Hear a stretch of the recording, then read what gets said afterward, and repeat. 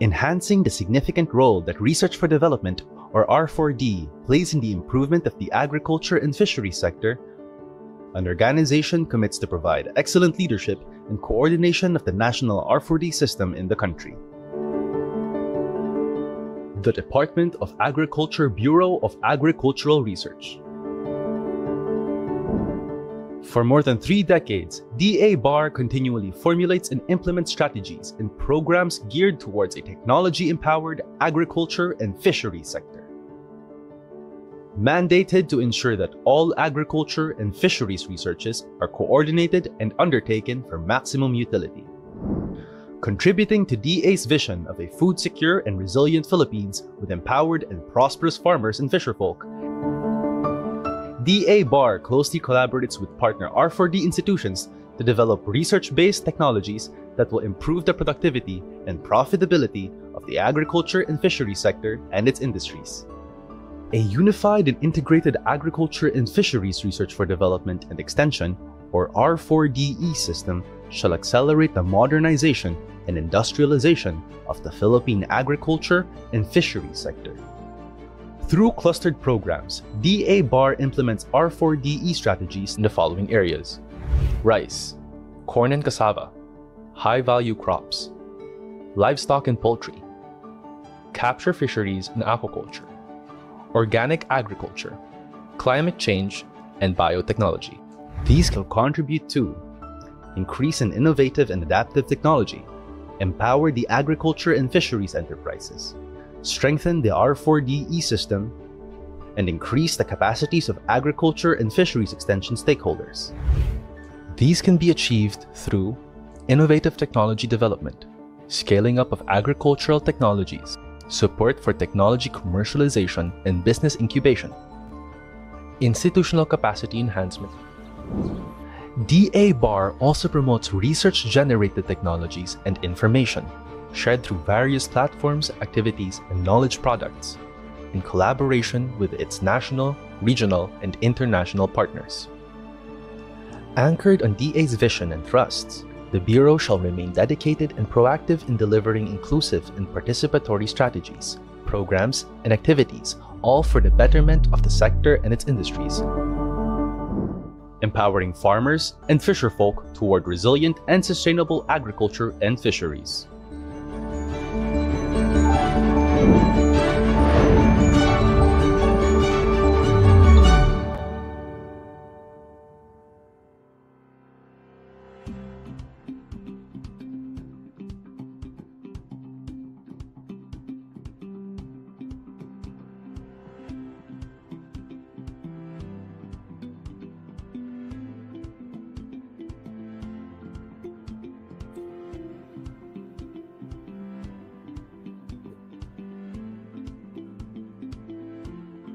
Magandang araw po sa ating lahat.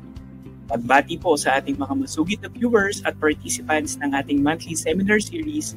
Gayon din sa lahat po ng aming mga kabalikat sa pagpapaunlad ng sektor ng sakahan at pamistaan ng bansa. Pagbati rin po sa aking mga kasamahan sa Bureau of Agricultural Research. At syempre, pagbati po sa lahat ng ating mga magigiting na magsasaka at mangingisda. Welcome po sa monthly seminar series na hatid po sa inyo ng Bureau of Agricultural Research sa pamamagitan ng Knowledge Management and Information Systems Division. Ako po si Jello, ang inyong makakasama sa seminar nito.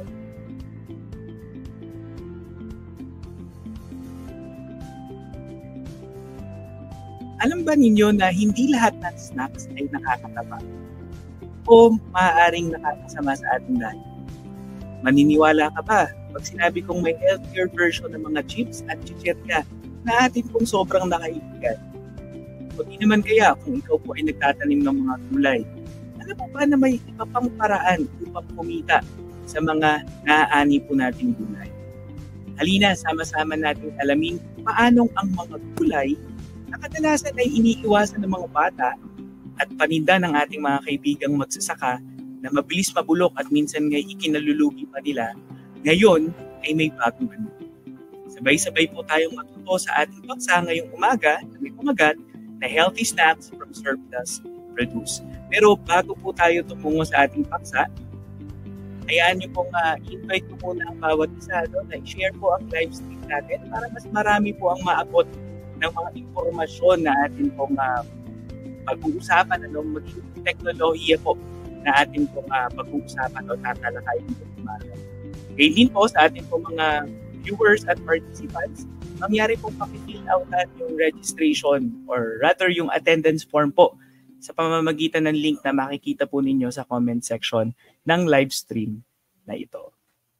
Hindi ko na po pakakatagalin pa, hayaan po ninyong ipakilala ko ang atin pong mahusay na resource speaker at researcher ngayong umaga. Ang resource speaker natin ngayong umaga ay nakapagtapos ng BS at Master's degree sa Home Economics sa Benguet State University. Nakapagtapos din po siya ng Master in Food Science and Nutrition sa Ghent University sa Belgium, European Masters in Lifelong Learning in Policy and Management sa Institute of Education, University of London, at doctoral degree in Technological Education Management sa Don Mariano Marcos Memorial State University. Sa kasalukuyan, siya po ang Dean ng College of Home Economics and Technology sa Benguet State University. Siya rin po ay accreditor ng Association of Accreditors for Chartered Colleges and Universities in the Philippines. Member din po siya ng Council of Deans and Heads in Home Economics and Livelihood Education in the Philippines at ng Philippine Association of Technology and Home Economics of State Colleges and Universities. Maliban po dito, siya po ay nakatanggap na ng ilang mga pagkilala at parangal. Kabilang na nga po dito ang Milestone Award mula sa Benguet State University, Best in Video Presentation for Fruit-Flavored Lemongrass Herbal Tea noong 2021 Regional Invention Contest and Exhibit at Lika First Runner-Up para sa 2021 Regional Invention Contest and Exhibits.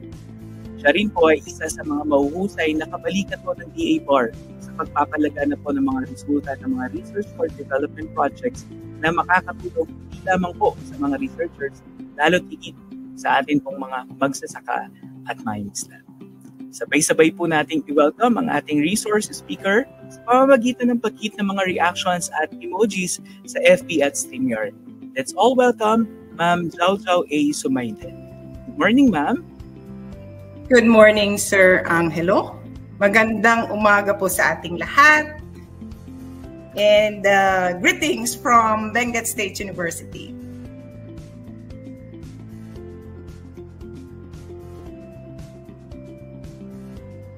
Okay, ang ibabahagi ko po ngayon sa inyo ngayong umaga is on how to prepare the chop suey chips, which is a healthy snack from surplus produce. This is a project implemented at Benguet State University, and ang ating lead unit is the College of Home Economics and Technology, and in collaboration with the Department of Agriculture, Cordillera Administrative Region, and of course funded by the Department of Agriculture, Bureau of Agricultural Research. Sorry for that. Okay. Benguet is the primary producer of vegetables in the Cordillera Administrative Region. In 2020, around 80% of the vegetable produce comes from Benguet. And these vegetables includes, but not limited to, carrots, beans, cauliflower, broccoli, and cabbage. And these are our vegetable of interest in the preparation of chop suey chips. Kasi kung sasabihin natin, highland vegetables, ang unang pagkain na pumapasok sa ating isipan is now the chop suey. And we intend to do it, to use it in the preparation of vegetable chips para ma-increase din ang consumption natin ng vegetables. Okay. Sad to note, nga lang, sometimes makikita natin ito sa ating mga newspapers, sa ating mga social media, na marami sa ating mga vegetables ang napupunta sa waste or natatapon lang. Why? Kasi mababa po ang presyo niya, or kaya yung pagbebentahan ng ating mga farmers would not be enough to transport the vegetables from their farm to the market. Kaya along the way is pinapamigay na lang kaysa naman madagdagan pa ang kanilang mga lugi. Minsan din, pag masyadong marami yung supply ng ating mga vegetables, yung sinasabi nila, when they're now going to compare the farm gate price and then the market price, masyadong mababa yung market price as compared doon sa inaasahan nila na farm gate price. Lugi na ang ating mga farmers. In every, sabi nga nila, in every instance, tignan na lang natin yung kung ano pa ba ang pwede nating gawin sa mga situations na yon. And one of it is to process these vegetables. Itong mga surplus kaysa naman sa mabulok, ano. Kaso nga lang doon sa vegetable processing, kung ako magtatanong sa inyo, when you talk of products coming from Benguet, ano ang una nating na nare-remember? Di ba andyan yung ating mga strawberry preserve, strawberry jam, ube halaya. Puntahan natin yung mga vegetables kasi nga sabi natin, ang daming vegetables na naproproduce dito sa Benguet. So pagsasabihin naman natin na processed vegetables, ano naman ang pumupunta sa ating isipan?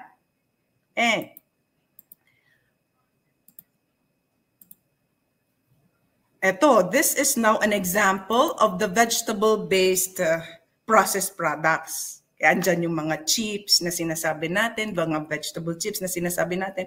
But when you're now going to scrutinize these processed vegetables, titignan natin parang pangkulay lang yung mga gulay o kaya mga flavor enhancers lang o kaya ginamit na flavoring ang mga gulay. It's only, the product is made out of 70% flour, 20% or 30% lang yung mga vegetables, or sometimes 5% lang yung mga vegetables. Kasi nga, enhancers lang sila, flavorings lang sila, o kaya coloring lang ang gamit ng mga vegetables na ito. Kung titignan natin, tonelada ang ating surplus na vegetables minsan dito sa Benguet. The researchers argue na isa sa mga problema namin dito sa Benguet, though we wanted to help our farmers, is that kulang din kami doon sa matured na technology on how to process vegetables. But we already recognize na meron na tayong mga vegetable-based products na kumikita na sa market. Salamat sa ating mga Koreano, kumikita ang ating kimchi na gawa dito sa ating mga cabbage, Chinese cabbage, kasi sa Chinese cabbage nang gagaling ang kimchi. Okay. Aside from kimchi, ano pa ba yung mga vegetable-based products natin? If you're now going to look at the different processing technologies, isa sa tingin namin na may potential, kaso nga lang hindi pa siya explored, is yung dehydration. And kung sasabihin natin na dehydration, marami tayong pwedeng technologies na i-apply. Isa dito is frying. Okay. Dehydration ba ang frying? Oo, kasi tinatanggal niya yung moisture content, pinapalitan nga lang niya ng oil. So isa yon sa mga sasabihin na natin na disadvantages ng fried vegetables kasi masarap sila kaso nga lang oily sila. So mga health conscious, sabihin natin ayaw natin ng medyo ma-oily na pagkain. Yung mga napaprito na medyo oily, those are now the fried products that are processed or fried or dehydrated using the conventional method. Yung pagpiprito natin sa open pot o kaya paggawa ng mga French fries gamit ang electric deep fat fryer, kaya mga frying pan natin. Yan yung conventional frying. It is done or it is carried out under atmospheric conditions at temperatures near 190 degrees centigrade. Masyadong mataas na yung temperature niya na kung minsan ilang beses mo lang gagamitin ang ating oil, may amoy na siya, may kulay na siya, so anong tendencies natin, itatapon na natin. So yun ang disadvantage ng ating conventional frying. There is now a technology introduced, itong ating vacuum frying. Of course, meron tayong specialized na equipment na gagamitin. Ang vacuum fried products have higher retention of nutritional quality. Hindi nasisira yung kanilang, hindi nasisira lahat. Although meron sigurong nababawas kasi lahat naman pag sasabihin natin na may process yung ating mga vegetables, may nawawala. Pero if you're now going to compare it with other technologies sa vacuum frying, mas marami ang mga nutritional qualities ng vegetables natin na nare-retain. Color is also retained. Siyempre, ano ba ang importansya ng kulay sa atin? Di ba? It attracts now the interest of our consumers para kainin o kaya bilhin ang ating mga product. It also reduces oiliness. So, ito yung advantage ng vacuum frying. Alam kasi natin na we are fond of fried products, kaso nga lang because of its negative effects sa ating health because of too much oil, pinipigilan natin ang ating mga sarili to consume fried products. Pero with this vacuum frying, literature is telling us that the oil is reduced by 50%. Okay, mas longer din ang stability ng ating oil kahit na pang siguro 7 times na naginamit mo or 10 times na naginamit mo, hindi ganun safe pa rin siya in terms of peroxide, yung bad na element na nafo-form because of heating doon sa ating oil. Okay, so mas maraming beses mo siyang magagamit. So yan ang ating vacuum frying, and that is now the technology that we use in the preparation of our chop suey chips. Okay, so unahin natin. Ano ba yung mga equipment na kakailanganin? Kasi of course meron siyang implication sa cost niya. First one is of course the vacuum fryer. Okay. Ang ginamit natin dito sa Benguet State University is the fabricated one coming from the Department of Science and Technology na naka-house po sa ating ATB IC. And then we also have the bond sealer.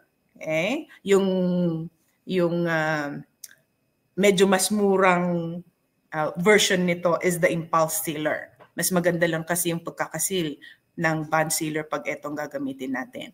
We will also be using vegetable slicing machine. Although kung wala kayo nito, pwede nyong i-slice mano-mano, kaso nga lang, hindi pare-pareho yung kapal. So kakailanganin natin ng vegetable slices sa specifically sa ating carrots and then sa ating broccoli stalk. Of course, doon sa ating beans, hindi natin gagamitan yan ng vegetable slicer. And also our broccoli, hindi rin tayo gagamit ng vegetable slicer. Ang gagamitin natin doon is yung paring knife na. Okay. Of course, kakailanganin din natin ng burner. Mangangailangan din tayo ng dewatering machine. O kaya kung wala tayong ganito, pwede rin yung spinner na malinis, yung gamit natin sa bahay, pero dapat linisan natin. And then kung gagamit man tayo noon, that would be intended doon sa processing lang. Huwag niyong gagamitin sa pagluluto and then sa paglalaba. Huwag po, magkakaroon tayo ng contamination. We will also be needing, of course, our freezer. Ang ating equipment na dapat lang talagang hindi mawala is the vacuum fryer. Kasi kung walang vacuum fryer at kawali ang gagamitin natin, bumabalik po tayo doon sa conventional frying.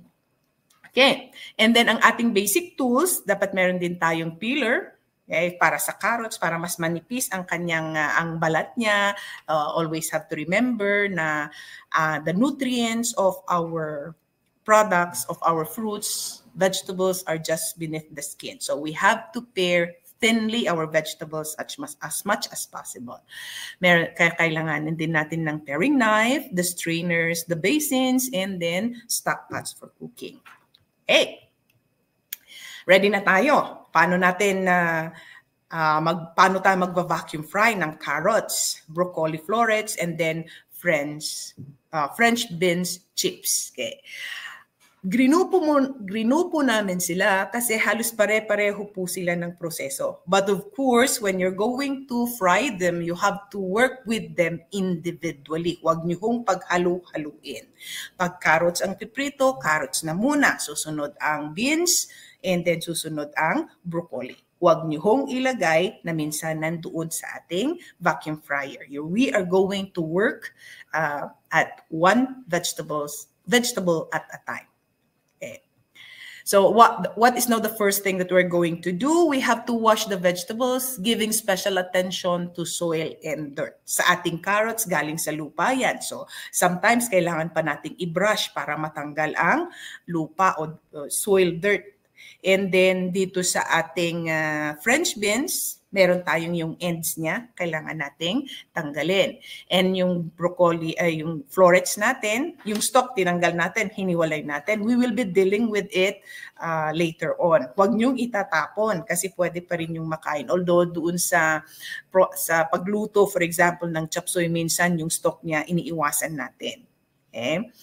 Minsan din meron yung mga stalk tinatanggal na kasi mas mahal pag puro florets yung ibebenta nila. So, minsan yung ating mga stock napupunta rin siya sa waste.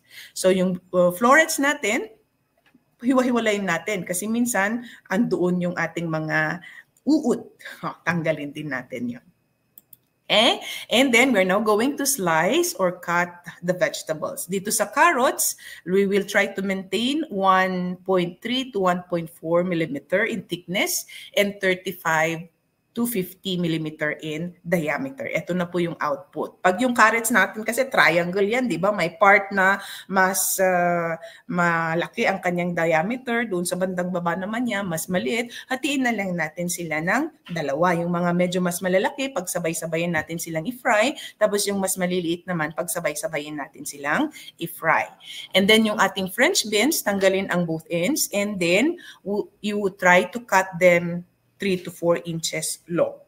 Principle ng ating food preparation, pag halos pare-pareho sila, at least sabay-sabay po silang maluto. Ayaw natin na lutong-luto na yung iba naman half-cook. I think that is now the rationale kung bakit sinusubukan nating i-control yung measurement ng ating vegetables. Okay. Sa florets naman, approximate is 5 to 9 grams each floret. Approximate po siya. Okay. Next is we're going to blanch vegetables in boiling water. Bakit po natin kailangan ng blanching? That is now to inactivate enzymes na nandoon sa ating vegetables. Remember po, our chips are expected to be packed and then until it reaches the consumers, okay lang siya kung if it is immediately consumed. That during storage kasi, yung ating mga enzymes, pwede pa rin silang, pag hindi sila na-inactivate, nagkakaroon yun ng hay na aroma doon sa ating vegetables during storage. Kaya kailangan natin silang i-inactivate para mangangamoy carrots pa rin yung ating chips at hindi stored na carrots ang kanyang amoy. So for carrots, we recommend 3 to 4 minutes pag yung slices niya is lesser than 35 millimeter in diameter, and then 5 to 6 naman, medyo mas matagal pag mas malalaki yung kanyang diameter. Sa French beans, 35 seconds lang for 1 kilogram, and then ang florets is 3 to 5 minutes naman sila. So yan yung blanching. And then of course, kasama yung blanching is cold shock. We are going to stop cooking by dipping it in cold water. Ayaw naman natin na lamog ang ating vegetables when we are going to fry them. So we have to stop cooking by dipping them in cold water. The next one is to reduce moisture. Siyempre, binabad mo yan sa tubig. Dinip mo yan sa tubig. So basa siya. Sa vacuum frying kasi, the moisture content of the food item will be replaced by oil. So if we will now be able to reduce the moisture content of the food prior to frying, mas lesser din po ang oil uptake natin. So sa carrots, napansin po namin na you just have to drain them o kaya i-drain mo using yung salad drainer. Pag nahugasan mo na yung mga salad greens mo and then meron kang ginagamit to drain the salad, pwede mo lang pong gamitin yon. Hindi po significant yung water na absorb during blanching and then itong cold shock. Pero yung ating pong florets and then the French beans, baka mas kakailanganin po natin ng centrifuge draining. I-drain po natin sila ng around 1 minute. Huwag naman nating sobrahan kasi yung ating florets, baka po siya maghihiwalay-hiwalay na sila o yung ating mga beans naman is putol-putol na sila. Durog na ang ating chips pag ganon. Okay, so we have to control that. Next one, ipack na natin sila sa freezable plastic pouches. Mayroon po tayong mga plastic that when you're going to place them inside the refrigerator, magbe-break po sila. So ang titignan po natin is yung ating freezable plastic that will not break even at low temperature.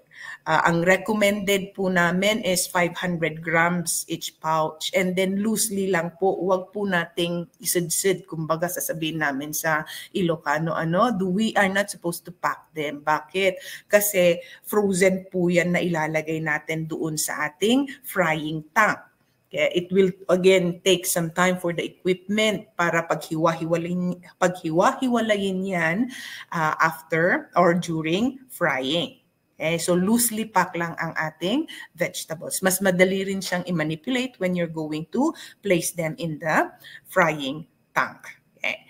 If-freeze na po natin sila ng 2 days. 24 hours, okay lang po siya. You just have to make sure na quick freezing po ang ating freezers.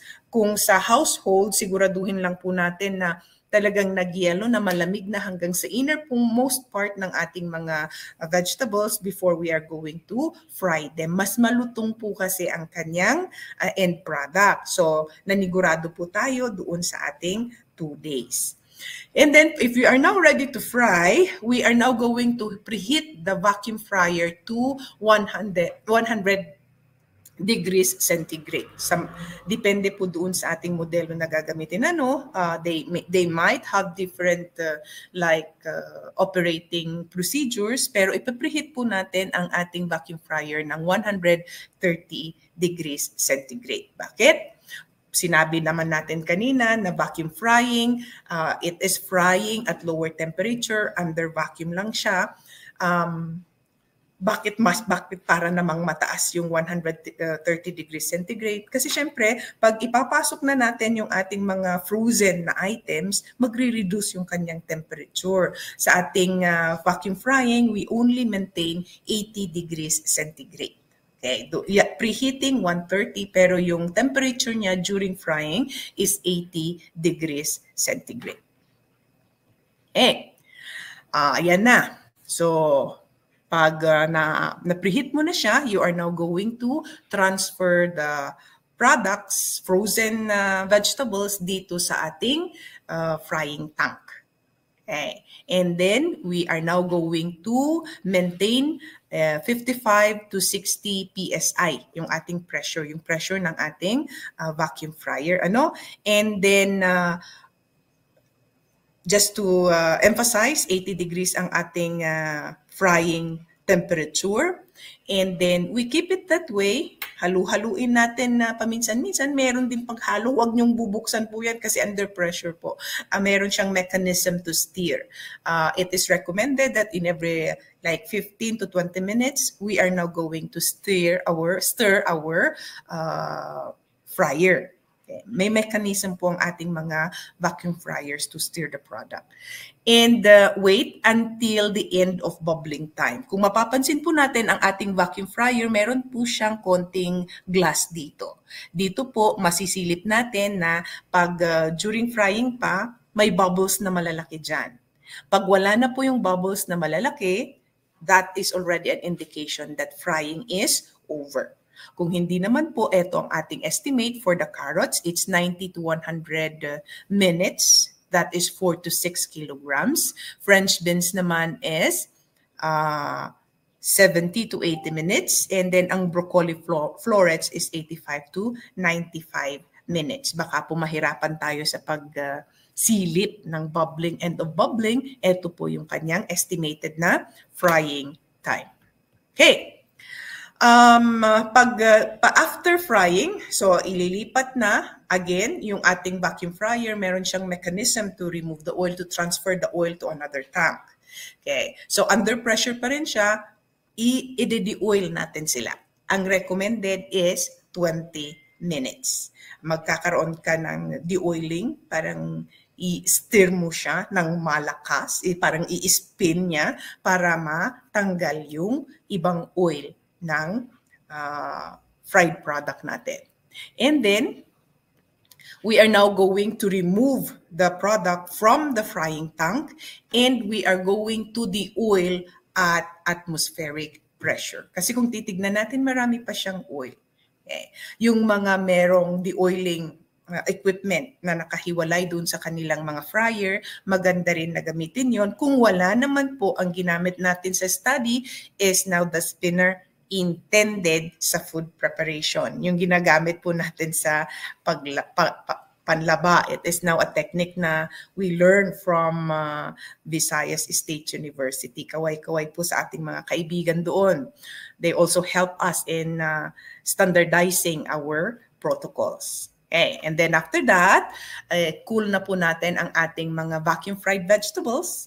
And then we are now going to flavor them if desired. Kasi ang kakompetensya po natin sa chips is yung mga flavored chips doon sa market. So, pwede rin po nating lagyan ng flavoring ang ating chips. And then we tried, maganda ang kanyang acceptability. Pwede mo siyang lagyan ng cheese flavor, pwede mo siyang lagyan ng salted egg, powdered salted egg.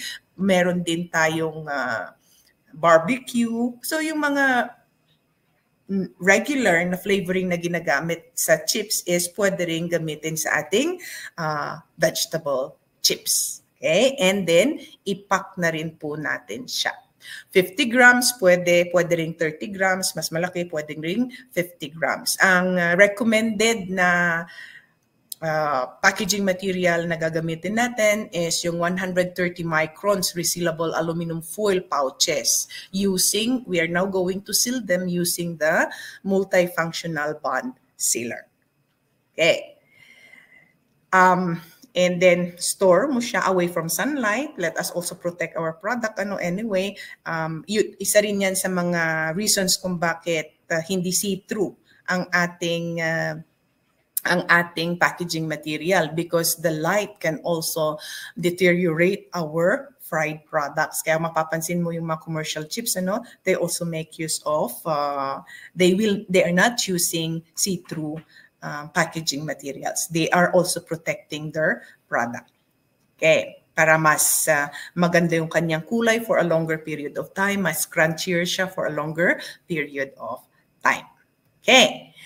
And then, the next naman na group is now group pair pala, because it's now the cabbage and then the broccoli. Pati rin po kami, namangha kami sa cabbage kasi hindi po namin yun inaasahan.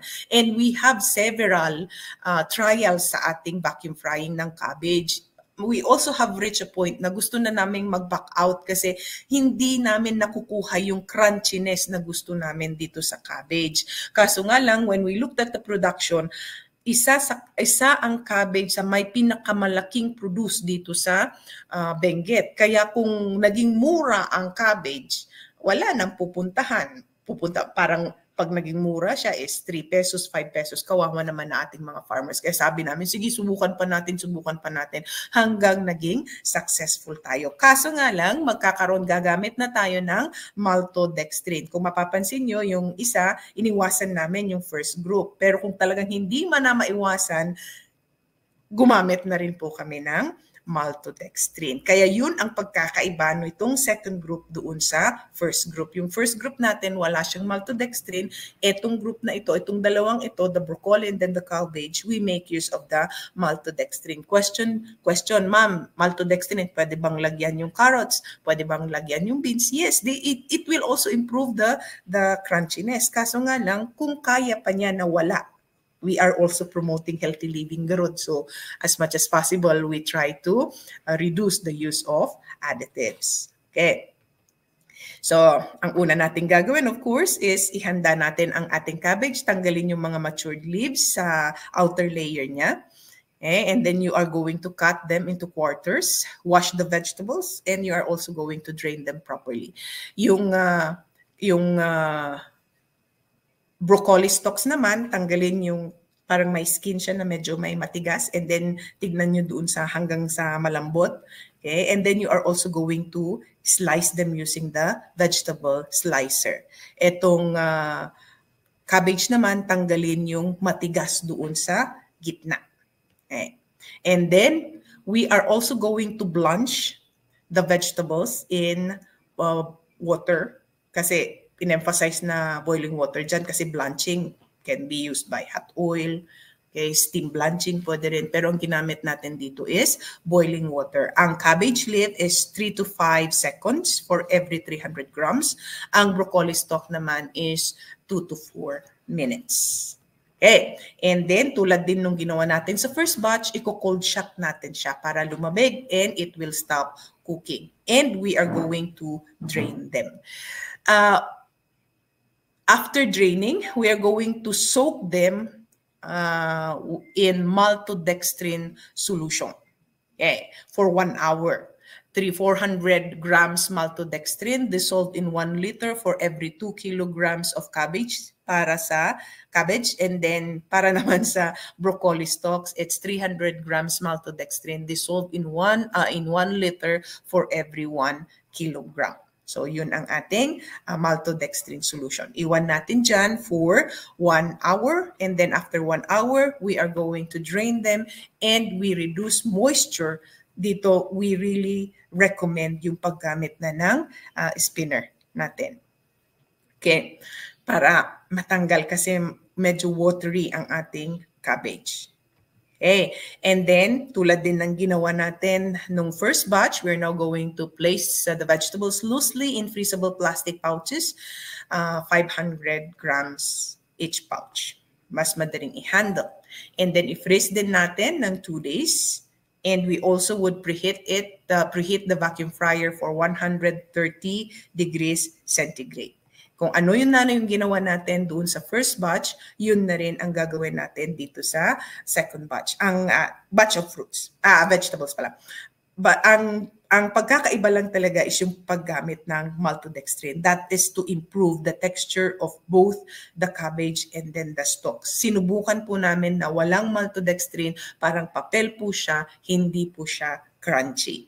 And then doon sa cabbage na wala yung sulfur na lasa niya, na amoy niya. Kaya yung iba is hirap pa nilang na-guess kung ano yung vegetable na kinakain nila. Okay, ang cabbage leaves, you're going to vacuum fry them for 50 to 70 minutes, and then 97 minutes naman ang broccoli stalks. Okay.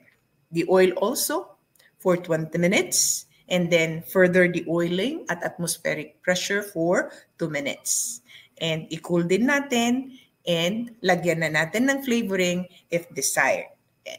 Since chop suey chips ang ating pinag-uusapan, so this is now a combination of vegetables. Although pwedeng carrot lang, pwedeng cabbage lang, pwede ring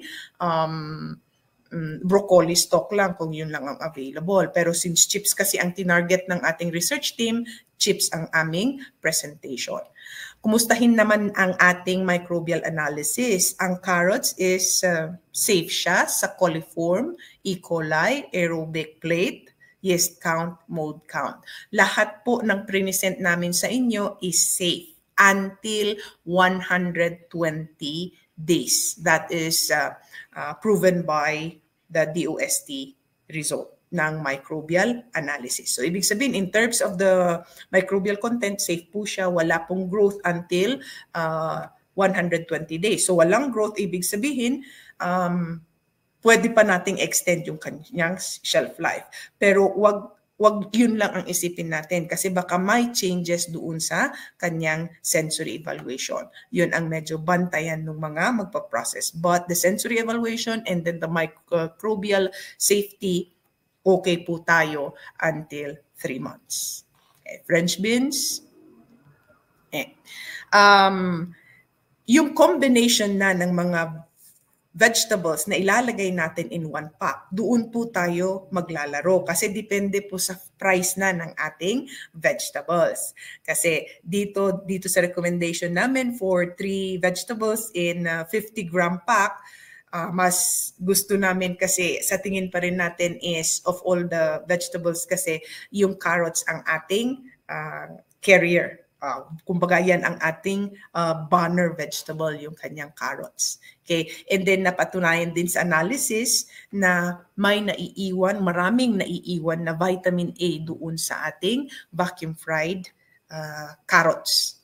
Na subject din po natin yan sa analysis. Okay, so it is recommended na 40% manggagaling sa carrots, 25% manggagaling sa beans, and then 35% manggagaling sa cabbage. Ganito po ang nirecommend namin because during the time of the study, medyo mura po ang carrots. Mahal talaga ang French beans, kaya mas konti siya, and then medyo lang sa cabbage. Mas kukonti ang cabbage kasi ang nakikita namin dito na challenge is mas challenging siyang i-prepare kumpara doon sa carrots.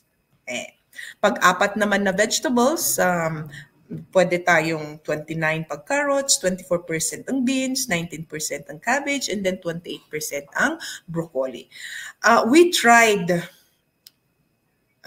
cauliflower kasi meron na tayong nakikita sa market na Colipops. Okay. Kaso nga lang hindi namin na-stabilize yung kanyang microbial safety. Kaya that needs further study. Kaya shinelf na muna natin yan. Pag handa na po ulit kami, i-present din ulit po namin sa inyo. But for the meantime, itong 4 na vegetables na muna ang ating pag-usapan. Okay. So, yan. Okay. Pwede rin yung flavoring na niya is nakalagay na dyan. Okay. 17%, pwede niyong ibaba kasi syempre dito manggagaling yung increase ng kanyang sodium content doon sa flavoring. Okay ba siya na walang flavor? Yes po. Karamihan po na may gusto doon sa walang or plain is yung mga kagaya ko. And then yung mga medyo older na consumers, mas prefer nila yung plain. And then sa mga may appeal din po ba siya sa mga children? Yes, ma'am. Although ang aming mga respondents when we did the sensory evaluation is at least senior high school. Pero may mga parents na while they were tasting our products, shinare nila sa kanilang mga bata. Mas gusto nila yung flavored. Okay. Cost.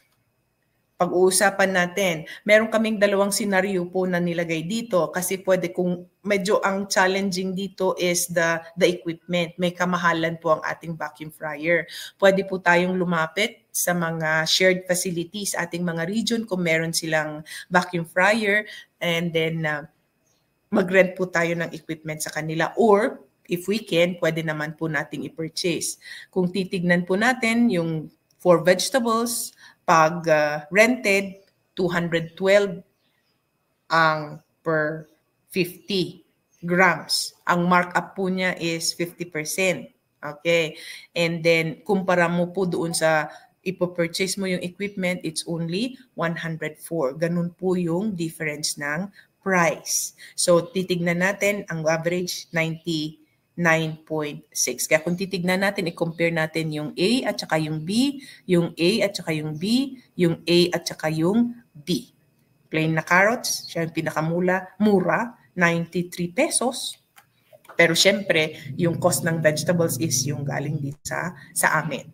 In other regions, baka magmamahal yan kung hindi ko tayo nag-produce ng mga vegetables na ito. Okay. Projected sales, kung magkakaroon tayo ng 9 batches per week, okay? Ang output per batch is 94. Tapos ito yung average na na-compute natin kanina, ito ang ating annual income.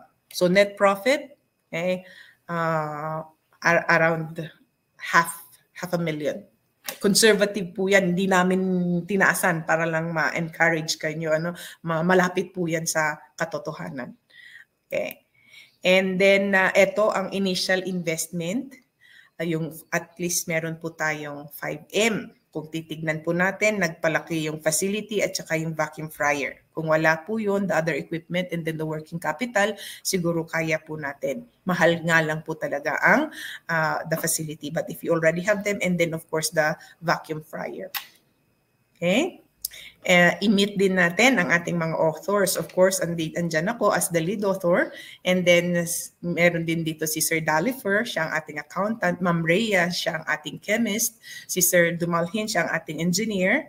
Si Ma'am Cynthia, kasama ko siyang HE. And then Sir Nestor from DA CAR. If you want to know more or you want to partner with us so we can assist you, please get in touch using my email address. Okay. Kaway-kaway po sa mga taga Benguet State University, and then special greetings sa ating caring President Dr. Felipe Salaing Kumila. We are now ready to accommodate questions kung meron po. Ayan, thank you so much, Ma'am Zhao. Dear viewers and participants, please hit that applause, heart, or like reactions to thank Ma'am Zhao. Thank you very much, Ma'am Zhao, for the informative and interesting presentation, and of course, for being so generous po in sharing your research outputs. And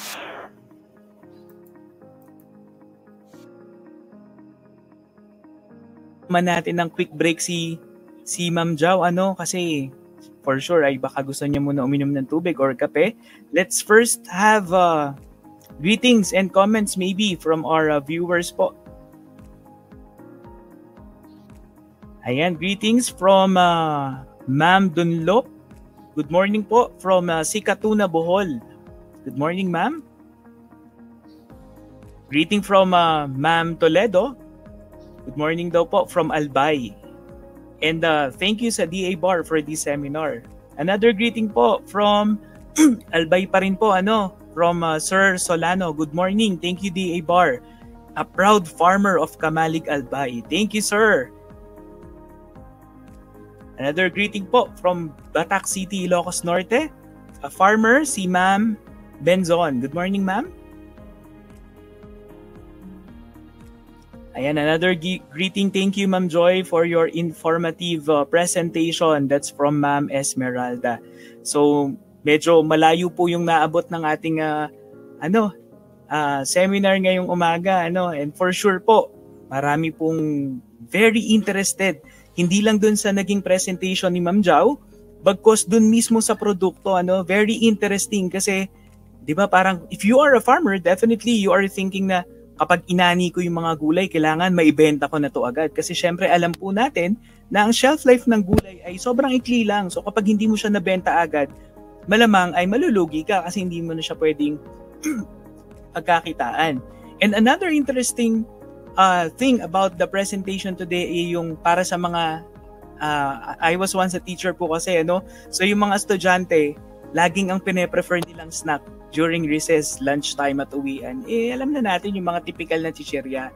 So baka hindi pa nila na-encounter itong ganitong uri ng chichirya na hindi mako-compromise yung kanilang kalusugan. And for that, definitely marami pong, for sure, ang interesado po sa ipinresent ni Ma'am Zhao. So, ma'am, okay ka na po ba? Medyo nakapag-relax ka na ba? Are you ready to accommodate questions na po? Sige, sir. May kwan naman dito may kasama ako si Sir Dalifer, baka hindi ko masagot yung kanya. We are joined as well po ng iyong mga project staff po, Pwede mo pong introduce mo na, ma'am, kung sino po ang iyong katabi ngayon, ma'am. Naiya sila, sir. Anyway, na-present ko naman daw po sila doon na-acknowledge ko sila doon. Okay. Sige, mamaya ipan na lang natin yung camera para hindi sila makatakas. Okay, so we have this question po. First question. Ayan. Wait lang po.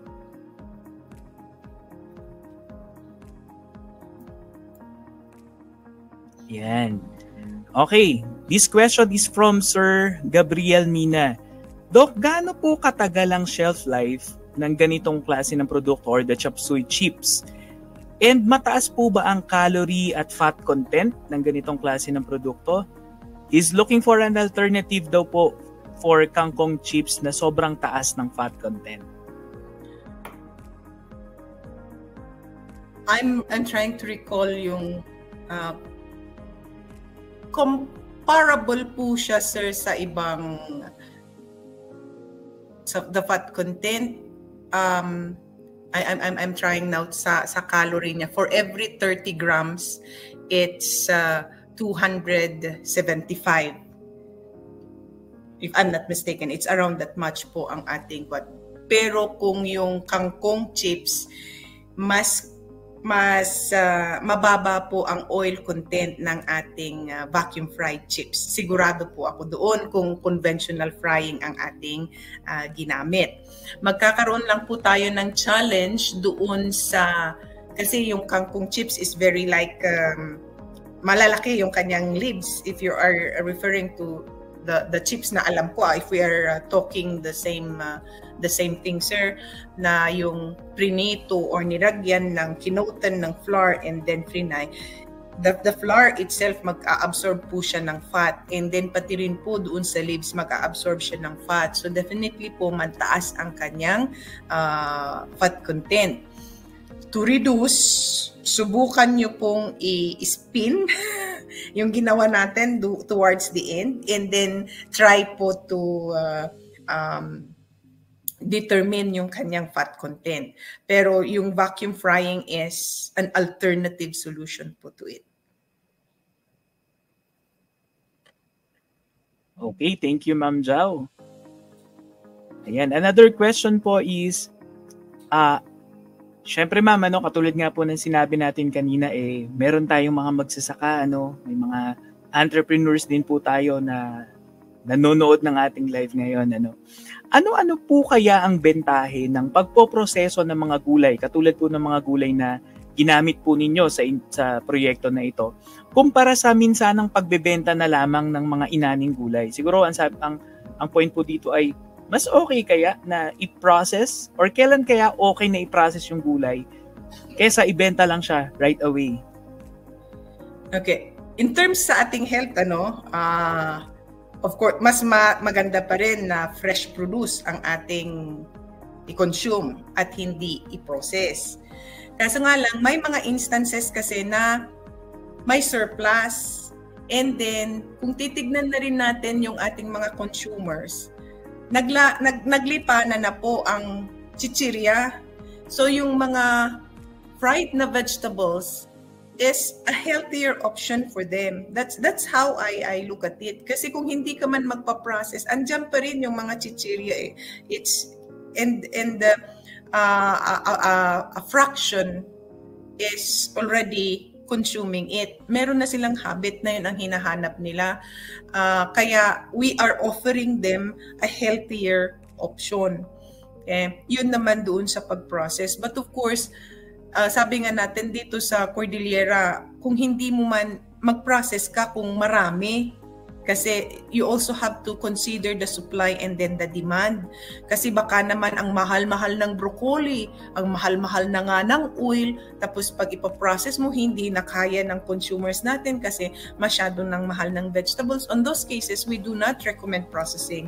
Pero we recommend processing kung talagang may surplus para naman po matulungan ang ating mga farmers to dispose their produce. Kung may bagyo, may calamity, kung nakita nga natin dito sa Benguet during the pandemic, ang daming vegetables na hindi nakakarating ng other regions kasi meron tayong ang problema. So nasayang sila. Ngayon na naman kung makita natin may pakonte-konte na may carrots, isang truckload ng carrots, hindi na dinala ng Manila, hindi pa dinala dito sa Baguio, andun na lang siya sa daan, pinambigay na lang kasi when they are monitoring the prices, it's really low. So we will also take that opportunity to help our farmers. Yun naman ang sa tingin namin. Kaya we are encouraging our SMEs, our entrepreneurs to try the technology and let us also help our farmers. Baka naman isa pa ito sa magawan natin ng market when we are going to start producing vegetable chips. Nasagot ko po ba ang katanungan? Yes, ma'am, definitely. So very, very important po yung term na tulungan, itry natin itong technology na ito para matulungan yung ating mga farmers. Kasi syempre, for sure, meron nang bibilin ng mga produce nila kung hindi sila mismo magpa-process. Or kung sila mismo yung magpa-process, that definitely will extend their income. At maliban po doon, tumpak, tamang-tama po, bigyan natin ng healthy options yung mga mahihilig sa mga not so healthy snacks. Actually, sa mga estudyante po or sa mga parents po dito, diba sa schools po nag-celebrate sila ng Nutrition Month at yung mga estudyante po, they are actually encouraged to come up with a healthier option ng mga pagkain na typical na kinakain nila. So this is something that they can consider. Ayan. So another question. Thank you, Ma'am Jao, for addressing that question po. We have another one. Okay. Question from Ma'am Dunlop.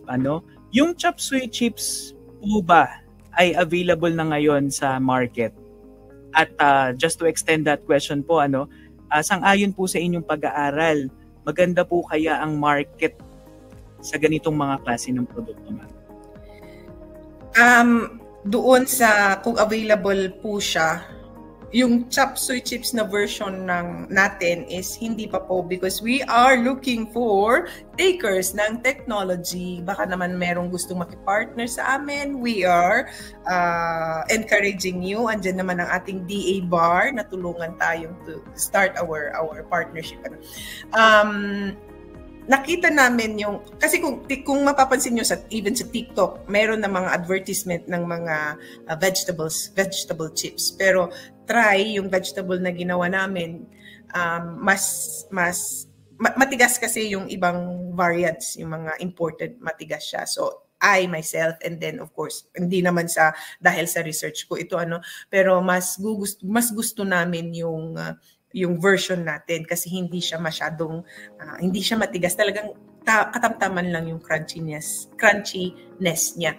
May nagtanong pala kanina, bigla kong naalala yung shelf stability, 3 months stable siya for 3 months according to our study and then ano ba yung isang question ni Sir kanina, kung available pa. Market, yes. Kasi ang dami na naming display. Nung kami is nagpapa-taste test po, hindi lang po dito sa BSU. Lumabas po kami in different offices. We even joined yung NAFTE ng DA bar. And marami sa ating mga estudyante, kahit na sinasabi namin, for display lang yan, ma'am, wala bang benta? So yung reaction na lang nila is nakikita na namin na may market ang mga ganitong product.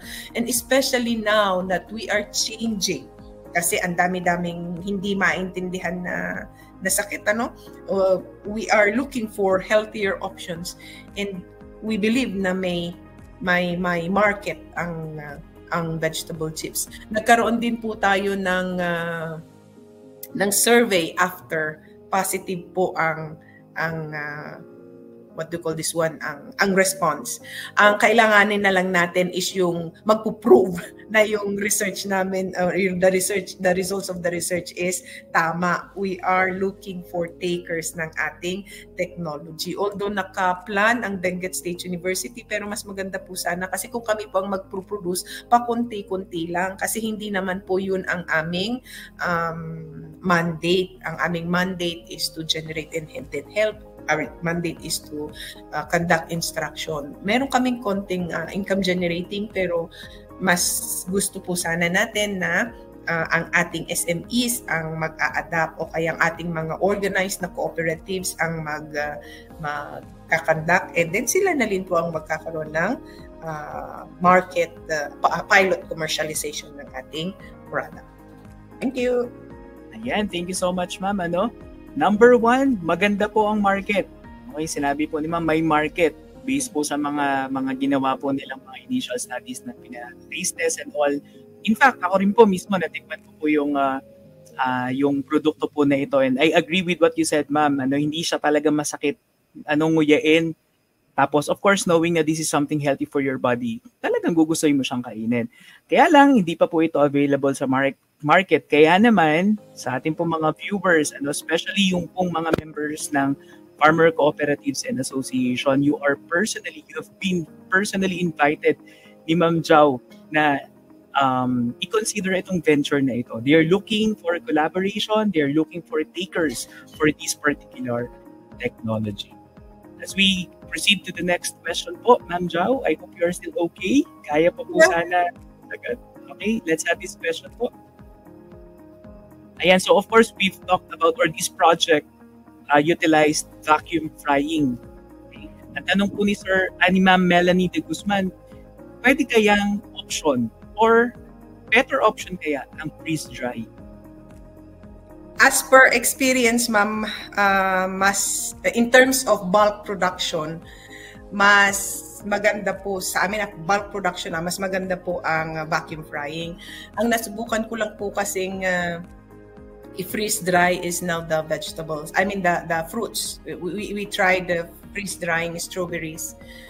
Pero pang kontihan lang siya, mas mahal ang maintenance ng freeze drying ikumpara po natin sa vacuum frying. Though maganda po silang pareho, but in terms of bulk production, parang mas feasible ang vacuum frying. That's how I look at it with my experience. Kasi before po ng vacuum frying is nagkaroon po tayo ng freeze drying. Pareho po sila is dehydration ang kanyang end product. Dehydrated product. Thank you, Ma'am Jao. Another question is, hindi po ba nawawala or bumababa ang sustansya ng mga gulay, ma'am, kapag pina-vacuum fry? Once po na pre-process ang ating mga vegetables is mababawasan po ang kanyang nutrient content. Pero after processing, mame-maintain na po siya. As compared po doon sa fresh produce, as time goes by, nawawala po ang nutrients ng pagkain. Once na pre-process natin siya, bumaba siya, and then with the aid of the packaging material na dapat will protect the product natin, mas maraming nutrients ang mariretain doon sa thinking na yon, doon sa situation na yon. Again, pag fresh produce yan, everyday po yan na nandun sa either sa refrigerator natin or at room temperature, bumababa ang nutrient content because of respiration, because of oxidation, natural na event yan hanggang mag-deteriorate, hanggang masira na siya. Pero pag once na pre-process mo, may bawas yan. I am not claiming na hindi, na mas kwan yan. Kaso nga lang, in the long run, once na process mo na siya, nabawasan na, hindi na yun mababawasan. Pag properly na-store mo siya at properly na process mo siya, mas marami na-retain. Kesa yung pinabayaan mo lang siya dyan na fresh, na wilt, okay? And then niluto mo, baka mas konti na yung wilted vegetables kesa yung na-processed na vegetables in terms of its nutrient content. Ayan, thank you so much, ma'am, para sa kaliwanagan. Siyempre, kung ikukumpara nga naman natin ito sa fresh produce, definitely, mas masustansya. Kaya lang ang maganda sa pagpoproseso, napapaagal natin yung pag-deteriorate. At maliban pa doon, if we will have it compared, definitely, yun nga, babalik tayo din sa sinabi mo kanina, ma'am, na marami talagang very, very accustomed na doon sa mga typical na mga snacks na mabibili natin. Di ba? Siyempre, if we have that compared to those kinds of products, still, alam po natin na mas healthy pa rin yung ganitong klase ng produkto.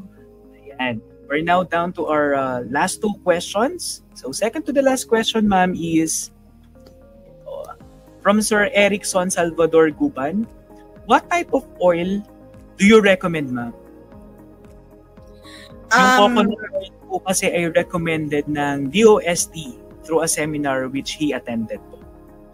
Yes, yun din po ang ginamit namin, coconut oil. Although, gusto ko sanang i-try ang canola oil kasi as per literature, and then if you're going to look at imported products, canola oil ang ginagamit nila sa fry. Kaso nga lang, ang canola oil po is not a produce of the Philippines. Tulungan din natin yung kapwa natin Pilipino, So, and then if we also we try the coconut oil, longer po ang kanyang stability sa higher temperature. Yes, coconut oil din po ang ginamit namin kasi ginamit namin yung DOST na fabricated na equipment. Sir Erickson. Ayan, thank you. Last question po natin, ma'am.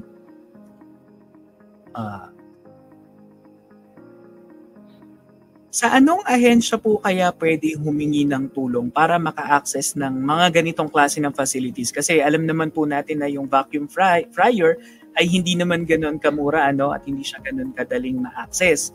And meron po ba kayong maipapayo kung paano maka-avail ng mga technical assistance sa pagpasok sa ganitong uri po ng pagpoproseso or negosyo po? Marami po tayong shared facility in every region. Ang alam ko po, nag-deploy po ang DOST per region through state universities and colleges. Dito po sa Cordillera Administrative Region, we are lucky to have the deployment here dito. Na-house po sa amin. Meron in every region, ang alam ko, try to get in touch po doon sa ating mga state universities na nasa region natin, or get in touch with our shared facility ng ating DA regions. Ang alam ko po kasi meron sa Region 2, doon po kami unang natutong mag-vacuum fry. And then PSU, they also have. So try to get in touch po with our state universities. Doon nga po sa Mountain Province, they have, kaso nga lang hindi pa nila nasusubukan. May shared facility din yata ang DTI. Try lang po natin kung meron silang vacuum fryer. Yun po ang alam ko.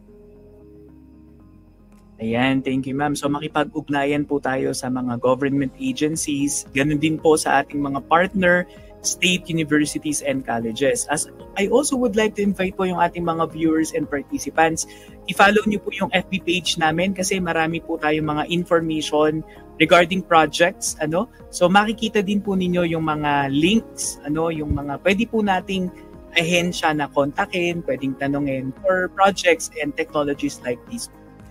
Ayan, so then again, thank you very much, Ma'am Zhao. Before we end or close our Q&A, meron po tayong dalawang last questions talaga actually. Okay, first question, Ma'am. Para po sa mga katulad mong masipag and very dedicated researchers, what would be your message to them? Sa mga researchers na kagaya ko, let's vote in and let's continue voting in. Hindi ho natin kaya na tayo-tayo lang. Let's try to collaborate with other agencies, with other disciplines para po ma-address ang problema ng ating farmers, ng ating society. It is a challenge to keep on researching, lalo na pag tayong nasa state universities and colleges, kasi ang primary function po natin is to give instruction. But as we research, we are also growing professionally. Dumadami rin po ang ating kaalaman. Mas marami po tayong tanong na nasasagot. So let's continue. Let's participate in giving solutions to the problem of our society. Ayan, thank you so much, ma'am. And now, this is really the last question po. Para naman po sa ating mga magigiting na magsasaka at mangingisda na rin, what would be your message to them po? Sa ating mga mangingisda at mga magsasaka, marami pong salamat for providing food for our people. Although we understand kung saan po kayo nanggagaling, nakikita po natin, let's work hand in hand. We try to reach out, try also to reach us out, and magtulungan po tayo to improve our food production, to secure our food for the community, for our people. Magtulungan po tayo. And let's do partnership sa mga organized na cooperative dyan. Get in touch with the researchers para dalawa po tayo na mag-seek ng help sa ating DA bar para matulungan po tayo doon sa ating mga ventures. Let's see partnership. Okay. Thank you so much, Ma'am Zhao. In fact, marami pong salamat kasi just like netong seminar po na idinadaos po natin kada buwan, this serves as an avenue through which nagko-collaborate po ang mga researchers na katulad po ninyo, kino-communicate po natin sa ating mga farmers, sa ating mga entrepreneurs, yung research outputs, and of course, yung information na na-generate po doon sa pinag-partneran at pinag-collaboratean po natin na project. So, then again, thank you very much, Ma'am Zhao Sumayden. For sure, marami po talagang natutong mga viewers and participants. At for sure, marami silang napulot na bagong kaalaman kung ano pa ba ang ibang paraan upang pagkakitaan ng gulay. At maliban pa doon, yun nga, binibigyan natin ng healthier option yung ating mga young consumers in particular. Pagbati rin po sa buong research team dyan, sa atin po mga kasamahan po dyan sa Benguet State University. So at this juncture, we'll have the awarding of the certificate po to our brilliant resource speaker and project leader. So allow me to read the citation po of the seminar, of the certificate for the seminar. The Bureau of Agricultural Research awards this certificate of appreciation to Ma'am Jiao A. Sumaiden for sharing her invaluable knowledge and skills during the seminar titled Healthy Snacks from Surplus Produce, held today, 14th of December 2023 via StreamYard and FB Live. Given today, or presented today, 14th day of December 2023, virtually, signed by our Director Jonel B. Soriano. So, then again, ma'am, maraming pong salamat. Do you have any message po that you would like to deliver through our live stream? Go ahead po, ma'am. Thank you very much, DA Bar, for the opportunity. And then we hope for more partnership with you. Yun lang po. Thank you very much. Ayan, thank you so much. And the same po, we are looking forward to more collaboration sa inyo po at sa ating pong marami pang R4D partners. Ayan. So bago po tayo formal na magtapos sa seminar ngayong umaga, ipapaalala ko lang po, for those who wish to receive a certificate for this seminar, kindly fill out the feedback form that you will, through the link na nandyan po sa comment section na ating live stream. At para mas marami pa pang kaalaman at mga R4D generated technologies, please follow us on our FB page, that's DA Bureau of Agricultural Research. We also have our IG account, that's Bar Official. We also have our YouTube account, that's DA Bar Official. And to learn more about us, please visit bar.gov.ph. So muli, Ma'am Jiao, at sa entire BSU Research community and team, marami pong salamat. Dito po nagtatapos ang ating seminar ngayong taon. December na pala, no? Kasi ang susunod pong seminar ay sa Enero na ng 2024. So maraming salamat. More powers and successes to all hardworking researchers like you, ma'am, and other partners in the research for development community. And most importantly, more powers, more successes to every Filipino farmers and fisher folk. Once again, thank you and have a great day ahead. Thank you so much, Ma'am Jiao.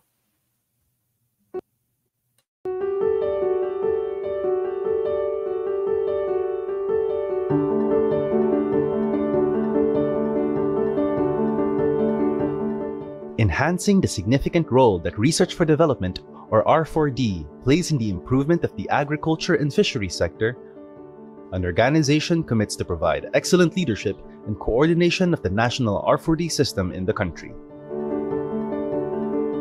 The Department of Agriculture Bureau of Agricultural Research.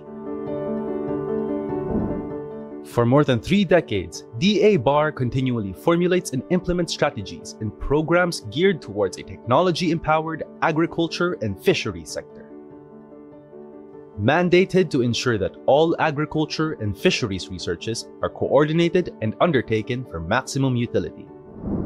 Contributing to DA's vision of a food-secure and resilient Philippines with empowered and prosperous farmers and fisherfolk, DA Bar closely collaborates with partner R4D institutions to develop research-based technologies that will improve the productivity and profitability of the agriculture and fisheries sector and its industries. A unified and integrated agriculture and fisheries research for development and extension, or R4DE system, shall accelerate the modernization and industrialization of the Philippine agriculture and fisheries sector. Through clustered programs, DA Bar implements R4DE strategies in the following areas: rice, corn and cassava, high-value crops, livestock and poultry, capture fisheries and aquaculture, organic agriculture, climate change, and biotechnology.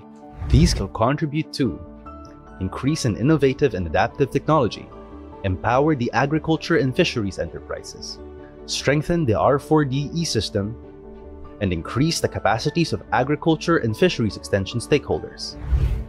These can be achieved through innovative technology development, scaling up of agricultural technologies, support for technology commercialization and business incubation, institutional capacity enhancement. DA-BAR also promotes research-generated technologies and information, shared through various platforms, activities, and knowledge products, in collaboration with its national, regional, and international partners. Anchored on DA's vision and thrusts, the Bureau shall remain dedicated and proactive in delivering inclusive and participatory strategies, programs, and activities, all for the betterment of the sector and its industries, empowering farmers and fisherfolk toward resilient and sustainable agriculture and fisheries.